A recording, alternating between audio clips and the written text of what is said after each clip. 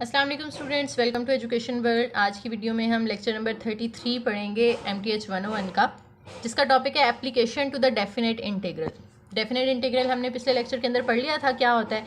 अब हमने उसकी एप्लीकेशंस देखनी है कि उसको हम अप्लाई कहाँ कहाँ कर सकते हैं। तो सबसे पहले हमारे पास आता है एरिया बिटवीन टू कर्व्स। जब दो कर्व्स के दरमियान आपने एरिया फाइंड करना हो देन हम इसको यूज़ करते हैं। Suppose f and g are continuous function on interval AB and f of x is greater than equal to g of x. It means y is equal to f of x is above g of x and two can touch but not cross. यानी इसका क्या मतलब है? f of x g of x से बड़ा होने का मतलब ये है कि अगर आपके पास एक कर्व है f of x और दूसरी कर्व है g of x, तो इसका मतलब है f ऑफ x जो है वो ऊपर है और g ऑफ x जो है वो नीचे होगी, क्योंकि f ऑफ x की वैल्यू बड़ी है ना, तो उसको अबव होना चाहिए और बिलो कौन सा होगा? g ऑफ x होगा। ये दोनों एक दूसरे को टच तो कर सकते हैं लेकिन क्रॉस नहीं कर सकते। यूं नहीं हम इसको ड्रॉ कर सकते, यूं इसको ये मतलब क्रॉस कर दे, ऐसा नहीं हो सकता। f and g are non negative then a area जो है वो क्या होगा? अगर वो दो नॉन नेगेटिव हैं तो हम f के एरिया में से माइनस कर देते हैं g का एरिया। यानी हमने ये एक्स वाई एक्सिस हैं तो इसके नीचे जो एरिया होगा ना ये सारा f का होगा और सिर्फ इसके नीचे जो एरिया होगा वो g का होगा। तो हम इस पूरे एरिया में से अगर ये g वाला एरिया माइनस कर दें तो पीछे जो बचेगा वो इनके दरमियान का एरिया होगा। ठीक है, तो हम एरिया अंडर f में से एरिया अंडर g माइनस कर देते हैं। तो उसको हम यूं भी लिख सकते हैं, क्योंकि एरिया को हम इंटीग्रल की फॉर्म में यूं लिखते हैं ना, a से b f of x dx। तो माइनस एरिया अंडर g को हम लिखेंगे a से b g of x dx minus equal. अब अगर यहाँ से इंटीग्रल हम कॉमन ले लें, क्योंकि दोनों के साथ लिमिट्स भी सेम है, dx है, तो लिमिट्स कॉमन ले लें, अंदर f of x minus g of x बचेगा और इसके साथ आप dx इस तरह से बाहर कॉमन लिख देंगे। ठीक है, नेक्स्ट डेफिनेशन हमारे पास, अगर f और g दो कॉन्टिन्यूस फंक्शन हों किसी इंटरवल के ऊपर और f ऑफ x अगर g ऑफ x से बड़ा है उन सारे इंटरवल की वैल्यूज़ में, then the area of region bounded by y is equal to f of x, below by y is equal to g of x, on the left by line x is equal to a and on the right y x is equal to b। क्या मतलब है इस बात का कि जैसे ये graph आपको नज़र आ रहा है, अगर ये ऊपर वाली कर्व f ऑफ x की है और नीचे वाली कर्व g ऑफ x की है, तो f ऑफ x ऊपर है तो इसका मतलब है f ऑफ x ग्रेटर है g ऑफ x से, और जब ये उससे ग्रेटर होगा तो ये इसके जो लेफ्ट साइड पे वैल्यू है x की वो a होगी और राइट साइड पे b होगी। तो ये उन्होंने यहाँ पे बताया। ठीक है, और इस इंटीग्रल को हम यूँ लिख सकते हैं जैसे अभी हमने पीछे ड्रॉ किया था कि इंटीग्रल a से b तक लिमिट्स हैं, बाहर dx है और f ऑफ x के एरिया में से आप g ऑफ x का एरिया माइनस कर देते हैं। अब एग्जाम्पल करते हैं, find area of region bounded by y is equal to x plus 6 and below by y is equal to x square on sides by x is equal to 0 and x is equal to 2। तो x की limits यहाँ पे हमें दे दी गई हैं 0 से 2 तक, वो हमने यहाँ पे लगा दी। अब f ऑफ x में से हमने g ऑफ x माइनस करना होता है, तो हमें कैसे पता चलेगा कि हमने ये f ऑफ x है या ये f ऑफ x है? यानी हमने x प्लस 6 में से x स्क्वायर माइनस करना है या x स्क्वायर में से x प्लस 6 माइनस करना है। तो वो ऐसे पता चलेगा कि 0 से 2 के दरमियान आप कोई भी वैल्यू ले लें। जैसे 0 से 2 के दरमियान एक वैल्यू आती है 1। ठीक है, तो 1 को आप दोनों में पुट करके देखें। यहाँ पुट करेंगे x की जगह तो 1 प्लस 6 7 आ जाता है, और यहाँ पुट करेंगे तो 1 का स्क्वायर 1 आ रहा है। तो किसका आंसर बड़ा आ रहा है? इसका मतलब है ये बड़ा फंक्शन है, तो हमने बड़े में से छोटे को माइनस करना होता है। तो ये x प्लस 6 पहले रखेंगे और माइनस x स्क्वायर करेंगे। अब आपने इसकी इंटीग्रेशन करनी है। x की इंटीग्रेशन क्या होगी? पावर में 1 प्लस करें और पावर के साथ डिवाइड कर दें, तो यानी x स्क्वायर बाय 2 आ गया, प्लस 6 इंटू अंदर कुछ भी नहीं है तो कांस्टेंट होगा 1 की इंटीग्रेशन x हो जाएगी, plus 6x minus x square की इंटीग्रेशन पावर में 1 प्लस करेंगे तो 3 आ जाएगा और x 3/3। साइड पे आपने लिमिट्स लिख दी 0 से 2 तक। अब आपने अपर लिमिट पुट करनी है। इस जो 3 जगह पे x आ रहा है इन तीनों की जगह आपने अपर लिमिट 2 पुट कर दी, माइनस लगा के पूरा फंक्शन दोबारा लिखेंगे और तीनों जगह पे आपने 0 यानी इसकी लोअर लिमिट पुट करनी है। तो 2 स्क्वायर बाय 2 करेंगे तो 4/2 आ जाएगा, प्लस 6 2 ज़ार 12 minus 2 cube 8/3 is equal to, ये सारा तो 0 हो गया ना, ये लिखने की ज़रूरत नहीं है। इनको सॉल्व करें, 2 2 ज़ार 4 12 माइनस 8/3, इनका 12 प्लस 2 ऐड करेंगे तो 14 माइनस 8/3, इनका एलसीएम ले लें 42 माइनस 8/3 और ये आंसर आ गया 34/3। नेक्स्ट एग्जाम्पल है, find area of region enclosed between y is equal to x square and y is equal to x plus 6। अब देखें इसमें हमें लिमिट्स नहीं दी हुई, पिछले क्वेश्चन के अंदर हमें लिमिट्स दी हुई थी ना x की 0 से 2 तक, तो इसमें पहले हमें लिमिट्स फाइंड करनी पड़ेंगी फिर हम उसका इंटीग्रल लेंगे। तो लिमिट्स फाइंड करने के लिए देखें ये दोनों इक्वल हैं, y, तो एक्स स्क्वायर और एक्स प्लस सिक्स को आप इक्वल रख सकते हैं, ठीक है। अगर इनकी लेफ्ट हैंड साइड्स इक्वल है तो राइट हैंड साइड्स भी इक्वल होंगी। आप एक्स स्क्वायर को इक्वल रख लें एक्स प्लस सिक्स के, ये दोनों यहाँ प्लस हो रहे हैं, इक्वल के इस साइड पे आके माइनस होंगे तो वहाँ जीरो रह जाएगा। अब आपने इसकी मिड टर्म ब्रेकिंग कर लेनी है। मिड टर्म ब्रेकिंग कैसे करते हैं, सिक्स के ऐसे फैक्टर्स ढूंढने हैं जिनको प्लस या माइनस करके वन आए। तो 3 2s are 6 होता है और 3 में से 2 माइनस करें तो 1 आता है, और बड़ी वैल्यू के साथ हम माइनस लगाएंगे क्योंकि आंसर में हमें माइनस चाहिए, ठीक है। तो -3x + 2x - 6, ये हमने मिड टर्म ब्रेकिंग कर ली, इसकी फैक्टराइजेशन कर ली। इन दोनों में से देखें x कॉमन आ रहा है, अंदर x - 3 बचेगा, प्लस इन दोनों में से 2 कॉमन आ रहा है, अंदर x - 3 बचेगा। तो x - 3 कॉमन फैक्टर है, वो एक दफ़ा लिख लें, x + 2 को आप अलग लिख लें, इक्वल टू 0। x - 3 अलग से 0, x + 2 अलग से 0, तो यहाँ से x की वैल्यू 3 आ जाती है, यहाँ से x की वैल्यू -2। तो हमारे पास लिमिट्स आ गई -2 से 3 तक, ठीक है।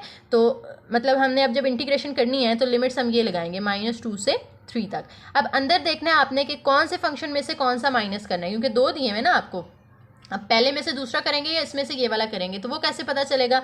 -2 से 3 के दरमियान कोई भी वैल्यू ले लें, 0 ले लें, 1 2 ले लें, ठीक है। तो वो कोई एक वैल्यू यहाँ पुट करके देख लेते हैं। तो हम 0 देख लेते हैं, यहाँ 0 पुट करेंगे तो आंसर 0 आएगा, यहाँ 0 पुट करेंगे तो आंसर 6 आएगा। इसका आंसर बड़ा आ रहा है, यानी आपने x + 6 में से माइनस करना है x²। तो हम यहाँ पे कह सकते हैं कि x + 6 क्योंकि ग्रेटर है x² से, इसलिए हमने x + 6 में से x² माइनस किया, साथ में dx।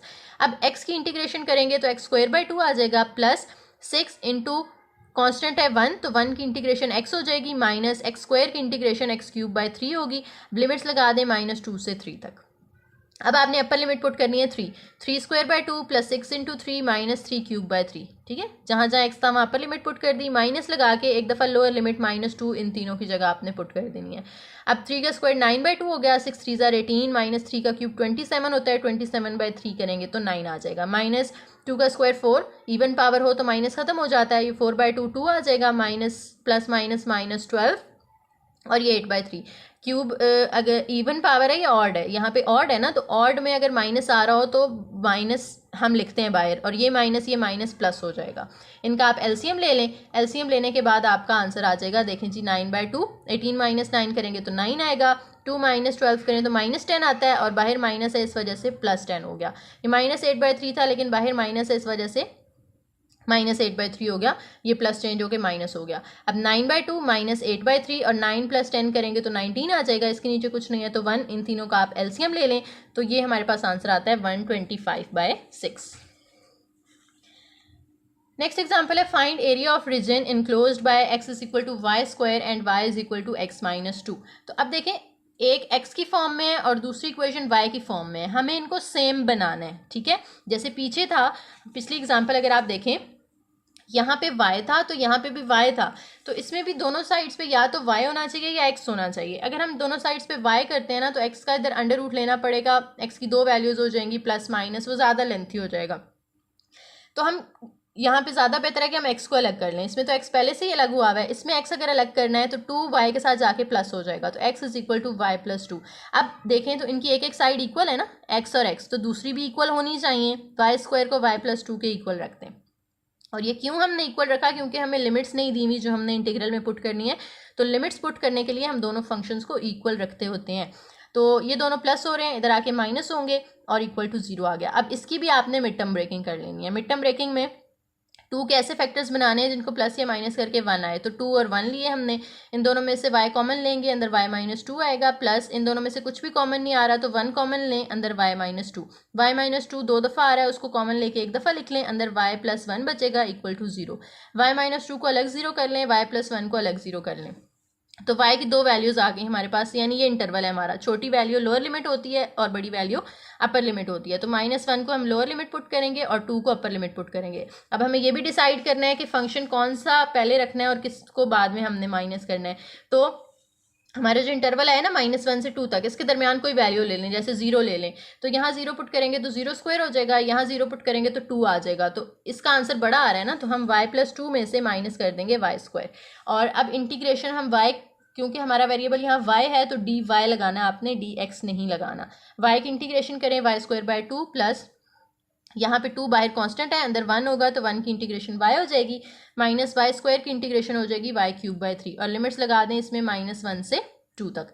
अपर लिमिट पुट करें 2² प्लस 2 इंटू वाई की जगह अपर लिमिट पुट करें 2 माइनस इस वाई की जगह अपर लिमिट पुट करें 2³ 3, यानी इस पूरे फंक्शन के अंदर जहाँ जहाँ वाई था आपने अपर लिमिट पुट कर दी, माइनस जहाँ जहाँ y है उसकी जगह आपने लोअर लिमिट सेम फंक्शन के अंदर लोअर लिमिट पुट कर देनी है। 2² करेंगे 4/2, 2 2 ज़ा 4, 2 का क्यूब 8/3 माइनस यहाँ पे इवन है पावर तो माइनस खत्म हो जाएगा 1/2 माइनस प्लस -2 एंड -1 का क्यूब -1 ही आएगा और इस माइनस के साथ वो प्लस हो जाएगा। अब जब आप इन तीनों का एलसीएम लेते हैं, माइनस ओपन करेंगे ना तो अंदर साइन सारे चेंज हो जाएंगे और फिर आप इनका एलसीएम ले लें तो वो 9/2 आ जाएगा। नेक्स्ट आपकी थोड़ी सी एक्सप्लेनेशन है यहाँ पे कि area between x is equal to v of y and x is equal to w of y. पीछे हमने f ऑफ x और g ऑफ x पढ़ा था ना, तो वो हमारी जो डायग्राम थी वो कुछ इस तरह की बन रही थी, तो वो x एक्सिस के अलॉन्ग थी। ये अगर y एक्सिस के अलॉन्ग आपका एरिया आ जाता है तो फिर आप f ऑफ x की जगह w ऑफ वाई कर दें, g ऑफ x की जगह v ऑफ वाई कर दें। अगर ये बड़ा है और ये छोटा है तो अब लिमिट्स कहाँ से शुरू होंगी? ये जो y की लिमिट्स हैं ये हम कहते हैं कि c से शुरू हो रही हैं और d तक जा रही हैं, जैसे x की हमने a से b तक कहा था।